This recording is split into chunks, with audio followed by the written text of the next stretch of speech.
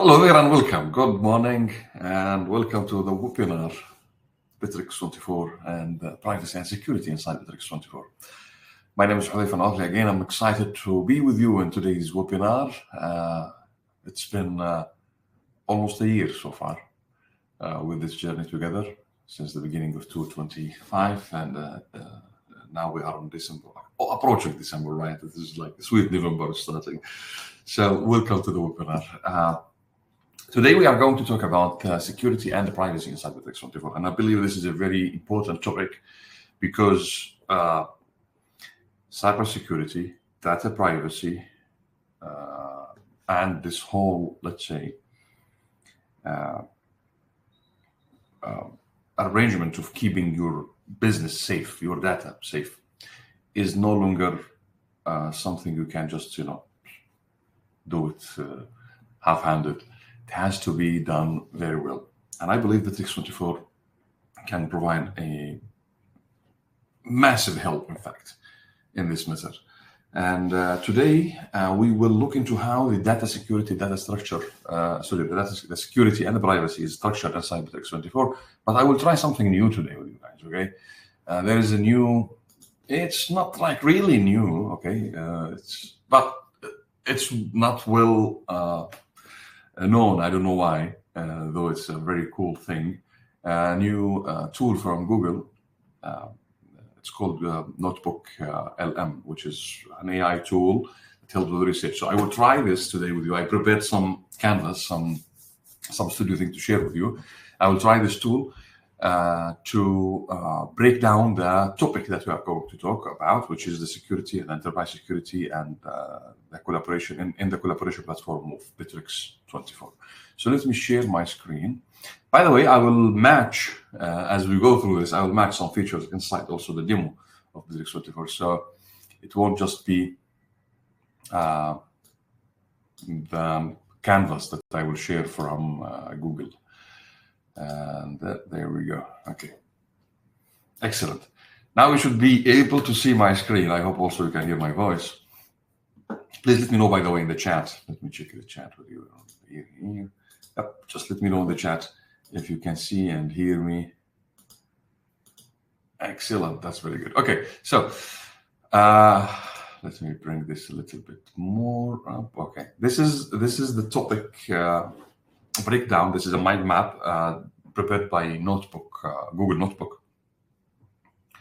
And I will walk you through this process. I checked it out. I like it. In fact, it's really helpful and very structured way to present the topic here of Bitrix24, the security in Bitrix24. So what we are going to look into, there are 7 data security strategies. So we'll just look into them, 7 tips. And then there are some features, 9 features to be precise, according to Google LM, in Bitrix24 related to Bitrix security. And so it's good to know about it. And then different deployment options in Bitrix that has a relation or something to do with Bitrix24 security. I believe this is going to be the self-hosted and the cloud. Exactly, yeah, that's it.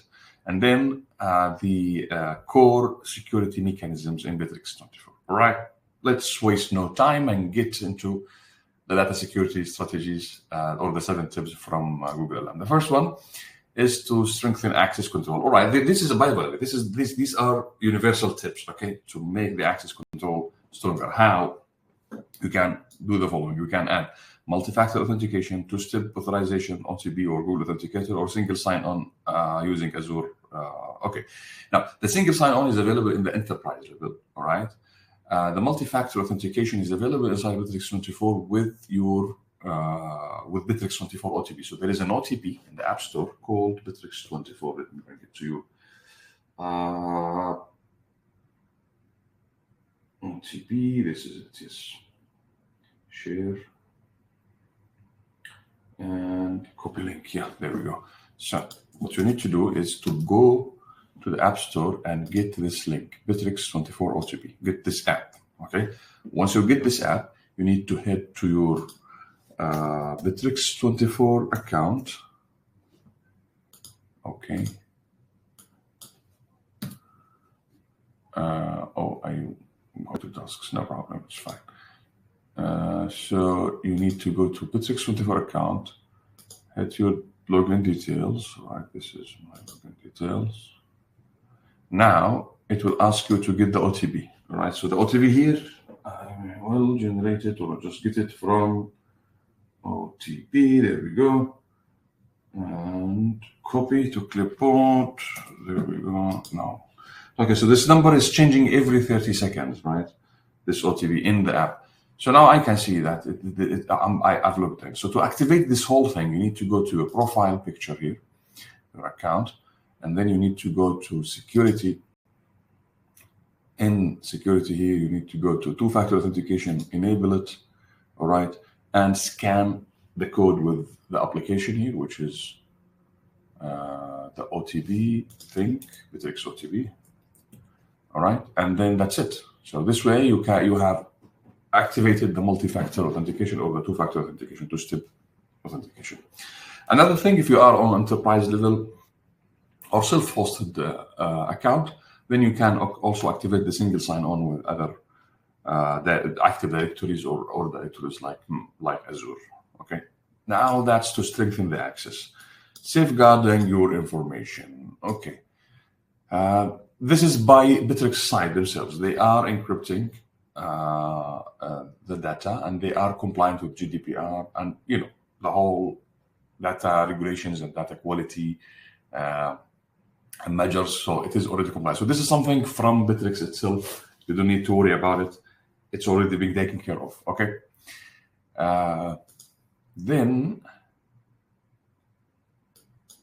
okay, this is something on your end, right? Which is really important thing, which is to build a security culture within the organization yourself, which is to continuously invest in educating and training and increasing the awareness among your team and employees about security matters, digital security matters, cyber security matters. Like, for example, if you see an email today, received an email that looks suspicious, hey, just send to the group in Bitrix, hey guys, it seems like hackers are getting smarter, so they're trying to try this way now. So please pay attention next time. Don't click onto something like this, and you share it with everyone. So this is a continuous awareness and education and training matter, which is very important. Second thing, okay, to simulate the phishing attacks, which is if you have someone within the team that can simulate, like that can act like a hacker and try to hack some things, and then find a way to protect your organization from such hacks. This would be a good thing. But again, this is not like, I would say, mandatory, let's say, or for all organizations to try to do, because this might be expensive sometimes if you want to get someone to simulate phishing attacks, unless you are a big organization and you want to go that extra level, which is, in this case, very reasonable and very good way. But again, the idea here is that to simulate how hackers can or might attack or threat or any threats, let's say security threats that might attack or might come to your organization, and see how you react to it. Okay. Another strategy here, managing vulnerabilities proactively. Okay. To be proactive, though, this is very, very common sense thing. Don't wait until a problem happens. Be proactive, meaning regularly change the passwords, scan the system for anything suspicious. If you are connecting any third party to the Bitrix24, any third party tools, do your due diligence on that. Do the research, ask, check, make sure there is no threats coming on. All vulnerabilities are covered. If there are updates, regularly update your system, update your Chrome browser, update your application like the Bitrix itself, update your entire system, because vulnerabilities can come from any place, not just from Bitrix itself, right? These are very common good things. Okay, minimizing risk. To minimize risk, let's see, restrict access to the needed data. See, the security here we're talking about is not just about the security that might come from hackers, right? It might come from a risk, let's say, involved by someone has access to data that they should not have that access, and maybe they misuse this data, leak the data outside the organization. So that would take us to putting a policy or establishing a policy from the beginning, which is to give everyone the access they really need, restrict the access to the needed data only, least leverage policy. That's a very nice way to put it, right? Also, you can design the access permissions in Bitrix in a way that is related to the rule of the employees, rule-based access permissions. For example, sales team have sales managers or sales leaders have certain access to CRM, project managers have access to something, financial team or CFOs have access to something. So once you put someone in that role in the organization structure, like you move someone from a department, put them in a department or add them to a certain department, their access will immediately update without you just have to worry about it.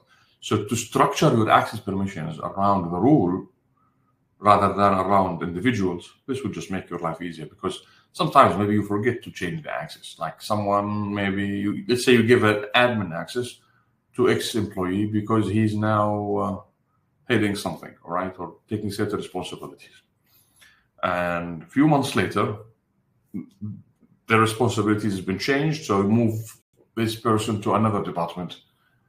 But you never think about changing the access permission again for this user, right? You just didn't cross your mind. Now they have access to something that they don't need to access. So that's a risk, right? So what you need to do is just forget about this. How? By setting the access permissions based on rules, not based on accounts or individuals. And periodically reviewing your access permissions. That's a very good practice.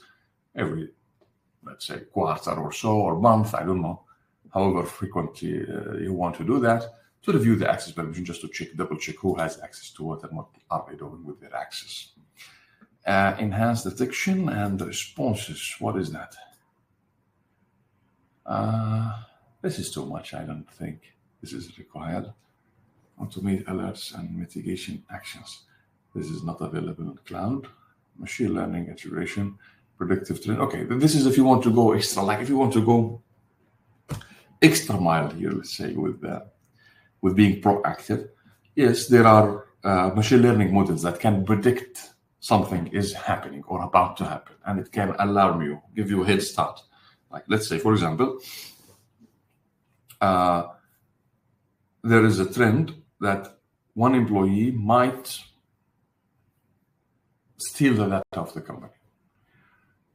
Okay, this is very serious, very dangerous thing.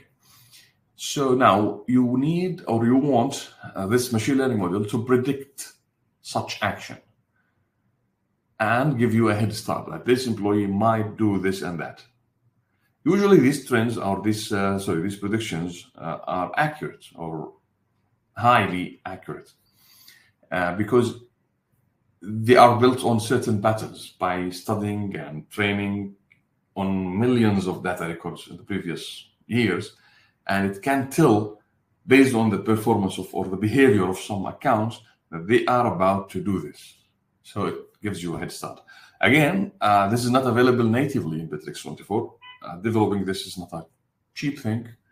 It's not, I mean, it is costly in another word. But I believe if you are in an organization that really requires such high level of security, then it might be worth it. And we can help you or guide you where to start with this project if you want. So get in touch. Okay. Last strategy or last tip is to test the security regularly, which is again relevant to periodically reviewing access permissions. I don't know why they have repeated it here, but it's good to always have security audits, meaning to check the log, to check the details of what the employees are doing in Bitrix24. So I really like it. I don't know what do you think of this approach? This is the first time we're using Google Notebook in our webinars. I hope you like it. It's really cool so far. So it's giving like a structured look into the topic. Okay, unified team communications. There are 9 features here. Let me just have a look into this. Okay, so one of the security, I totally agree with this. One of the security measures that we can take is to restrict the business communications and the messaging between your team inside Bitrix24 Messenger or chats, like within Bitrix itself. You don't need anyone to use any third-party tool to talk about business or share information about business. Not WhatsApp, not SMS, not anything. Just keep it within Bitrix itself. So this way, no leakage goes out, no important data get leaked and used or abused by some bad people. Okay, integrated video conferencing. I don't know why this is in security. One-click initiation screen. Okay, this is irrelevant here. Forget about it. Collaborative file sharing. Yeah. Okay, sharing files and cloud storage from within a secure environment like Bitrix24 Cloud, because you can add passwords, you can add access permissions to these files and these documents that you add to the cloud. You can decide how long they should have access to, like a period of time. This is really nice. Okay. Real-time collaboration or this is irrelevant. This is irrelevant. Okay, task and project irrelevant. Robust security and compliance. Let's see what's going on here. Okay, this is again Bitrix is the ML. The notebook here is adding some some dreaming. I don't know. Forget about the other things, but it is here telling us about some features in Bitrix24 when it comes to security. So it is end-to-end encryption, multi-factor authentication, yes, GDPR compliance and other regulations, audit logs, that's available also to see who did what and so on. API power automation, forget about it. Okay, Bitrix deployment options. Yeah, this is another cool security control function in Bitrix24 that you can apply it on cloud or self-hosted. That's a very good thing. When you apply it on self-hosted, you take control of the entire server, the entire hosting. So the hosting environment is on you, securing the hosting environment and so on, the data. So if you want to take this on your own responsibility, then self-hosted can be a very good option. And here you can either host the Bitrix itself, Bitrix on an on-premise hosting, like a device or a machine within your premises, within your offices, or you can choose another hosting provider or a server that is available in your country. Like, for example, maybe you want to use Amazon Web Server or Azure, but you want to use the one in Dubai.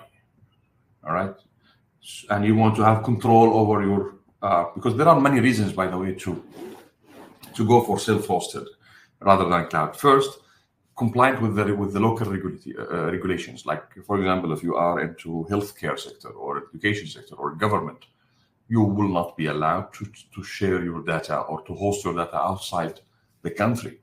So you need to have a host provider in the country. So now you have two options. You either have it in premise, which is a machine inside your office, taking care of it, all that stuff, or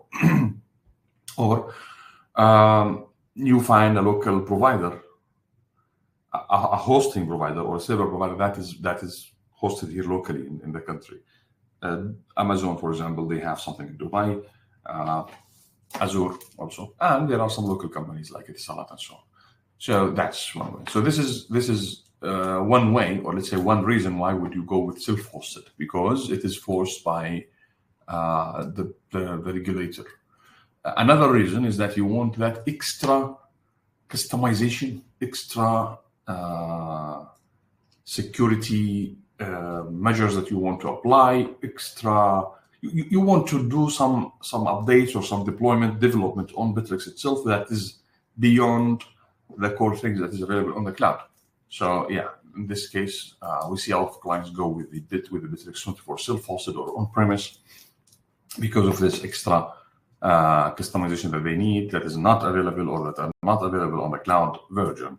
And in this sense, by the way, we see a lot of those clients are choosing hosting environments outside the UAE. It's fine. So Germany and India and Singapore, that's no problem. Okay.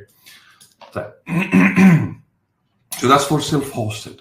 Now let's look into the cloud one. Cloud, yeah, flexible data, optimized for 100, not 1 to 100, in fact, 1 to, I think, 10,000, because of the enterprise level of cloud, you can go wild, right?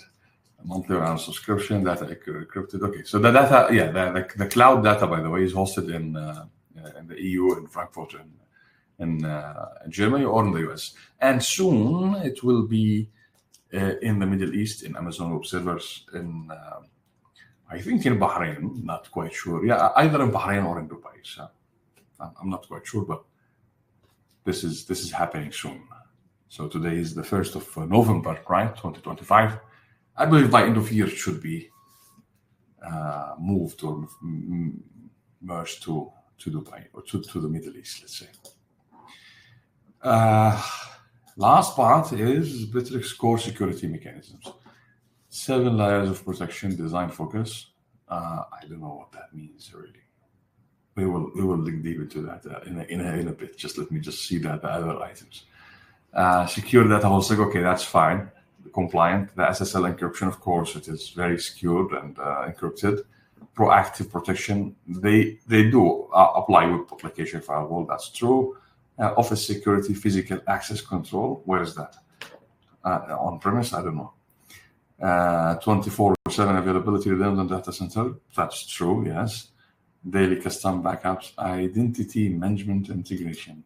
This looks nice. Single sign-on and SCIM protocol support using behavior. All right, this is an enterprise level or self-hosted. Forget about this. Let me just see what this 7 layer of protection. Let's look into that. This is really cool, by the way, the Google Notebook. I don't want to change the topic of our open today, moving from Bitrix security to Google LM Notebook, but it's really cool. You see how interactive the mind map is. Okay, so this protocol emphasizes that the design security in Bitrix24 is built with the following. Okay, let's see the layers. First one. Securing data hosting, okay, the GDPR, then multi-factor authentication, then SSL link. Oh, okay, so it's just mentioning the 7 layers. All right, that makes sense. Okay, back here. So there you have it, guys. Bitrix24 security. By the way, I think we should look into this slide as well inside Bitrix, because it does give a bit of a global or universal understanding of the security of Bitrix24. Yeah, there we go. Let me share my screen again here. Let me stop first the screen and share it one more time. Okay, stop sharing. Hello everyone. And there we go with another. This slide. Okay, so we see Bitrix24 is in 16 data centers. It will become 17. Someone is coming soon, as is mentioned in the Middle East. 600 servers, 99.9 availability, 2-factor authentication and authorization, encryption, AEZS encryption. It is compliant with the following data protection policies and regulations, and it is really safe and secure. By the way, we see a lot of big organizations, government organizations as well, organizations with really sensitive information who are using Bitrix24 proactively. So it is a very secured tool, but again, you need also to use it with responsibility, meaning, yeah, if it is secured itself, but it might have some vulnerabilities, not because of the tool itself, not because of Bitrix, but because of the users, right?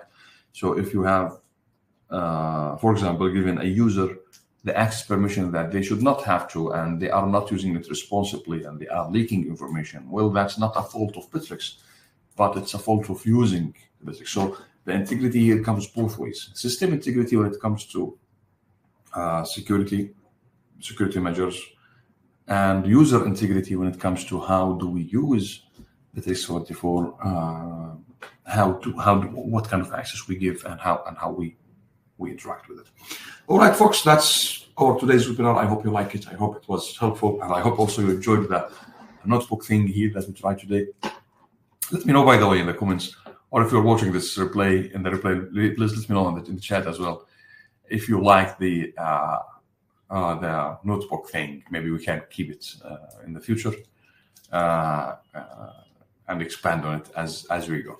Finally, I want to remind you that if you need any help with Bitrix24, setting access permissions, setting some access control or security measurements, doing any kind of audit on your end, on your behalf, just to make sure that the access permission is done right, no one is misusing the information, no vulnerabilities or risks or threats, activating all the two-factor authentication for all employees, any of that matter, we would be more than happy to help. Our team of experts can really give you the support and the help you need. All you need to do is just get in touch with us. We will be more than happy to provide the support needed.